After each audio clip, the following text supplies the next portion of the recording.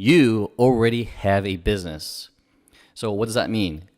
So I'm going to tell you my point of view that people I feel completely miss, because believe it or not, you already have a business. Okay. So if you keep watching this video, towards the end, I'm going to give you 5 key things where you can improve your business or elevate to the next level wherever you are at in your career. Okay. So welcome. My name is Tom. What I talk about on this channel is tips and tricks and lessons I learned personally as a freelance consultant / entrepreneur.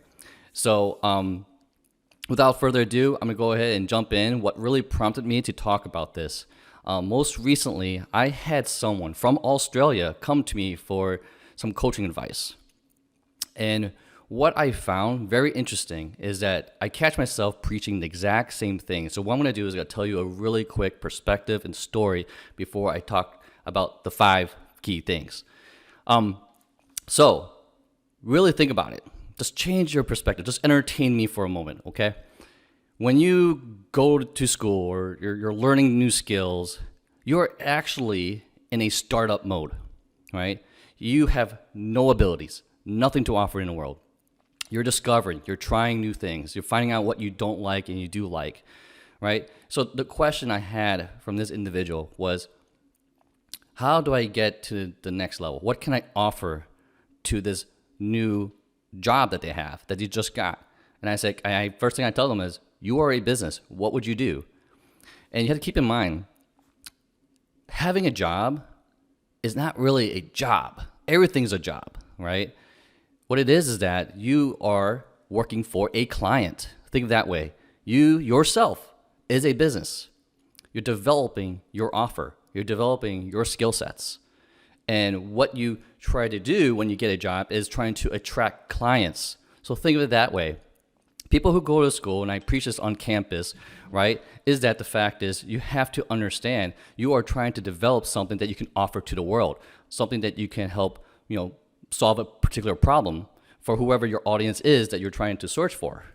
And in this case, when you're blasting your resume, it's essentially marketing.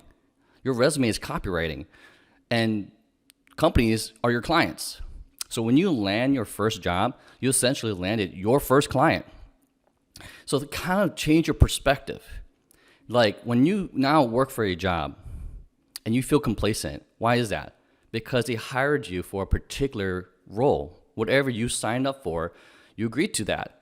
So the only person that you have to blame is yourself, right? By picking that particular client and that you're providing a service. In this case, you're trading time for money, which is okay because a lot of freelance consulting does that. So it's funny because they look at freelance consulting running their own personal business. It's no different from being a W-2 employee that gets benefits working for a company. Your boss, your manager, the company you work for, those are your clients. Those are your customers. The people, your team, those are your customers. You're providing a particular service. So in order for you to really elevate yourself is to improve on your offer, right? That's why when you gain more experience, you become more valuable over time. So with that said, just kind of really think and change your perspective that every job is just a gig. We live in a gig economy, right? You are a business. You are a personal brand, right? You need a network. You're expanding your exposure. You're trying to get more people to understand what you do, what problems you solve, what kind of skill sets you have, right? So here are a few things that to help you improve on this, right? Because owning a business is just another offer, whereas like you have your own personal business, or extending yourself and like starting a business is no different. You're a startup. You're developing a skill. You're trying to offer something to the world and solve a particular problem, right? A particular need. So with that said, just really think about that for a moment, okay? That you are already a personal business. Now, in order for you to increase your income, you have to have something that is more like basically a skill set or a solution that solves a bigger problem, a bigger pain. So what I always tell people is that, use the time to develop your skill sets during your first few years if you know in your job, or say you're kind of complacent right now in your job and you hate it. At the end of the day, you have to improve yourself in order to get a better job, a better project, a better company, because at the end of the day, it's all about what you can offer. So I know I beat that to death, but let's go ahead and jump into the 5 things.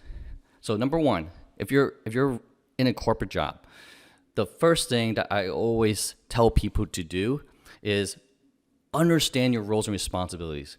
Think of it as a contract, right? When you got that job, it's no different from being a contract worker or a freelancer. You have to understand exactly what is your role and responsibility that you're providing to whoever it is that hired you, okay? Set expectations.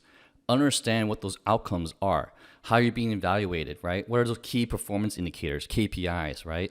Be very specific on those expectations. So number 1, have that conversation, because 9 times out of 10, I guarantee people don't even have that conversation when they got a job. They just say, here's your job, this is what you do, and they don't look anything beyond that. So whoever your manager, your boss is, sit down with them and clarify what exactly was your expectations, right? So that way you can properly deliver and serve them better, okay? Number 2, in your job, it's all about building relationships, network. Don't just stay in your place. Go to other teams, go to other departments. Cross-functional teams is great, because then you could have a good idea what everyone else is doing, make connections so that people know who you are, right, in your company. And then that's the only way you can reach kind of like the next level, is really have an understanding of the business, right? So you can find out if there is other problems that you personally can help and solve. Ask around, help other teams, help other people. Don't just do your own job, but exceed expectations, right? That's how you reach the next level as a personal brand. The third thing is set a cadence with your boss or manager. Is ask what you need to do to reach the next level, right? Since you already understand your current roles and responsibilities and expectations, because your manager and boss is already at a level that you want to get to, right? And you want to serve them better. You want to get to that same level too. So understand how they got there, what responsibilities that they have, what are the tasks that they're working on, and ask them if you can help them out. Because a lot of the people who are in the upper levels of management, they have a lot on their shoulders. So if you can do any way to release some of that pressure by taking it over, it's going to go a long way, because they're going to be your biggest sponsor when it comes time to raises and promotion, right? And you're building those relationships. So set the cadence. What I mean by that is every 2-3 weeks, check in with them, and also evaluate where you are in your job, right? Are you doing great or you're not? What things can be done? Get some feedback, right? You have to constantly improve. So that's number 3. Make sure you set some kind of cadence, and that way it's on their calendar, because they're just really busy. The 4th thing that, again, I kind of touched on it, is that in order for you to demonstrate your abilities is really to take on work from other people, whether it's your boss, your manager, other team members. You have to earn your next position. Earn your right to make more money. Offer more, right? And master what you already learned, right? Use this time in your job to learn new skills. And as long as you continue to perform at a very high level with your current set of tasks, don't forget about it. Make sure you set those expectations up front, but then bring it on to the next level and just go above and beyond. Your actions will speak louder than words. So when you have that conversation with your boss or manager, it's very clear. You're like, I'm already demonstrating that I'm operating at the next level. There is no question why they would ever not promote you or give you a raise, because you clearly demonstrate that you can perform. You show your capabilities, right? So keep that in mind. Number 4, offload work from other people and absorb it, right? And plus, you're gonna be learning new things by doing that. So that's what I found are kind of like the most helpful things when it comes to, in your particular job. But at the end of the day, just always keep in mind, you are a personal brand, serving others, solving problems, but you happen to be paid a salary, right? But if you want to increase it, just like any other thing, you have to offer more, right? And my very last tip, this is for folks who are in the kind of like the service-oriented workforce is that at the end of the day, wherever you are at, you're there because you're doing a particular function in the business. But if you want to get out of it, at the end of the day, you have to get either get certified in some kind of specialization or invest in yourself to learn a brand new skill. Take the time to invest in yourself. That's the only way. So at the end of the day, you're improving yourself. Therefore, you are improving your offer to the world, to other people. So if you're kind of stuck where you're at, doing some kind of service-related work, and you want to get out of it, at the end of the day, the only solution is to improve your business, right? Yourself, is to learn a new skill and have a new offer, right? The bigger the pain, right? The bigger the solution, the more money you will make, and the more impact you can help other people, right? So definitely keep that in mind. So just remember, at the end of the day, you are a business already, right?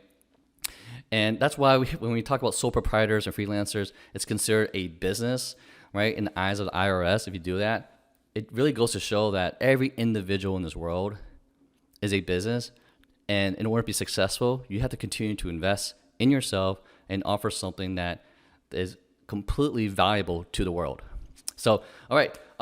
If you need some help, I do have a video that talks about idea mapping and coming up with business ideas, because that exercise will help you identify where your key strengths are and what you're naturally good at, right? And the market will tell you that. So I found that exercise extremely helpful. So definitely take a chance to look at that video that I made. And I also created some videos with Airtable, which is a tool that can help you pull some of that information together. All that is really just to help enable you to come up with some business ideas or maybe some other offers or how to improve yourself, what you can focus on and bringing value to other people, other clients, and the people that you work with in general. So, all right, that is pretty much it for this video. Hopefully you found this helpful. If you did, please hit the like button. And if you're new, consider subscribing as I continue to give tips and tricks and other lessons from my entire journey as an entrepreneur and freelancer. So, all right, until then, I'll catch you guys in the next one. Bye.